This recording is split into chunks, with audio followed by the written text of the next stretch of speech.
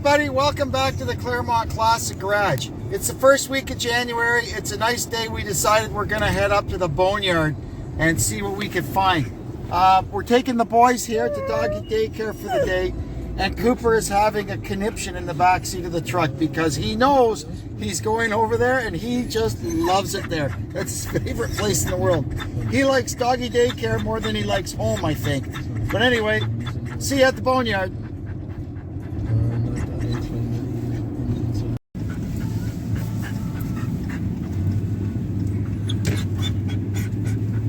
Go see Penny?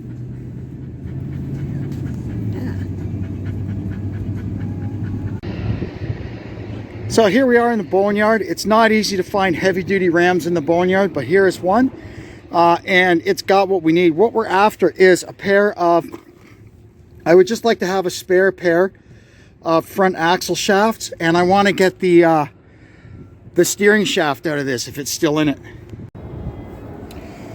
First step is to get these honking big nuts off, and in anticipation of this job I brought my Samuel L. Jackson mother tools with us to the junkyard today.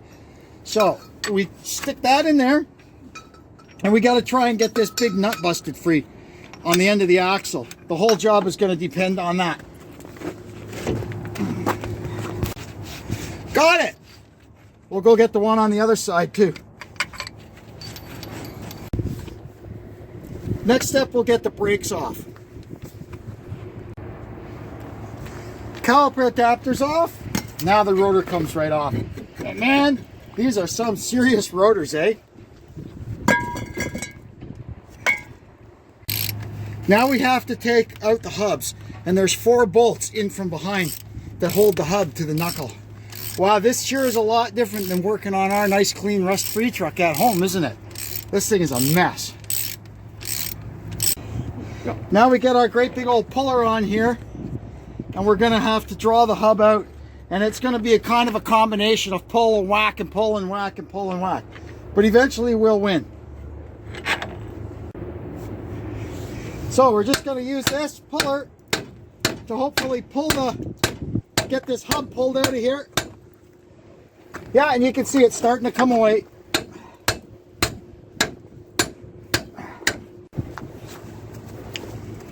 All right.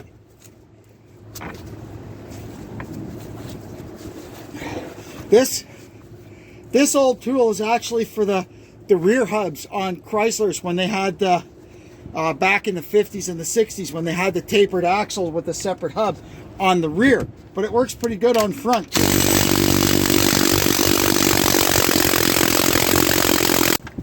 Now, there we go. Come on. Jiggle it out. What that hub is like. Yeah, the bearing feels a little crunchy. But now we should be able to just pull this axle right out of here.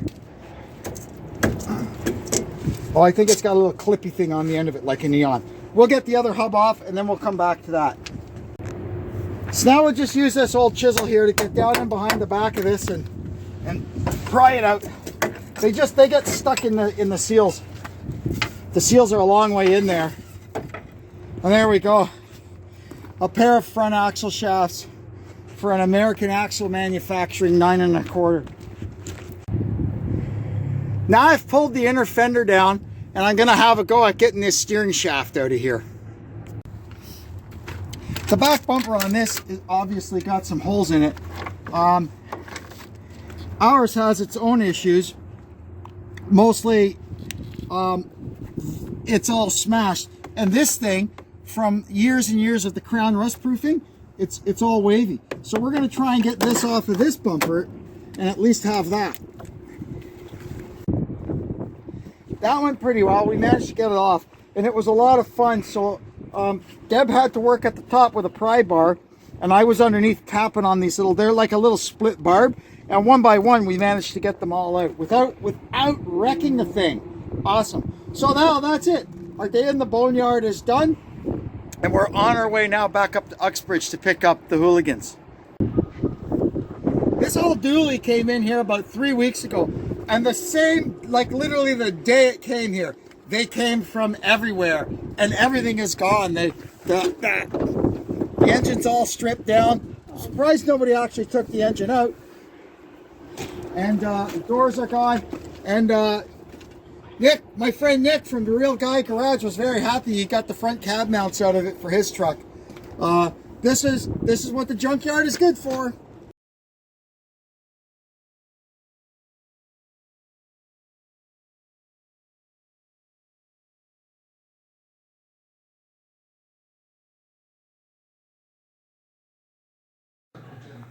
Hello, Cooper.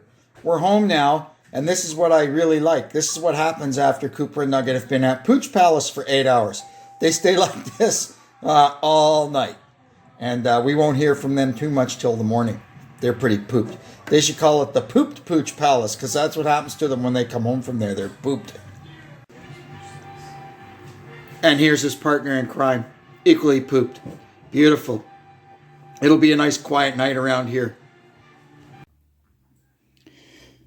So here's all the excellent stuff we got today. Master switch for all the doors and locks and stuff. These are always no good. Time will tell if this one is actually good, but they sell them cheap, so it doesn't matter. We've got, these are the end seals for the headlights. These are the 2000 only ones, and these are the 04 through 05 ones. We'll see which ones we want to use. We got our console or armrest. It's got like the buddy seat in the middle, and the latch that holds the cushion part of it shut is broken. So we got one, and then we found another one. I figured if ours is broken, maybe they break easily, so we'll have a spare. There's the step pad for the rear bumper we got. It's in pretty nice shape. You can see there's the salter out. It's we got kind of whacked with kind of a surprise dose of freezing drizzle, and it is like ice capades out there. Glad to see them out salting the roads.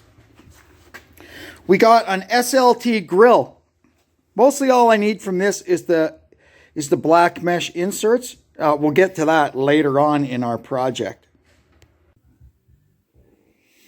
We got a hood insulation pad. These things are really hard to find, and it's a nice thing to add on to the Cummins truck because it quiets things down a little bit. I've never really seen one on an 03, but from 04 or 05 up, you seem to see them on a lot of the higher trim trucks. So all the holes in the structure of the hood are there for the fasteners and everything. So we'll install it. And this time, I'm not going to put the scrapyard tools away until next time, because Deb was blasting me all day because the scrapyard tools are a discombobulated mess. So she wants to empty everything out, reorganize it all, and put it all back together. Probably a good idea. One thing Deb is really good at is organizing stuff.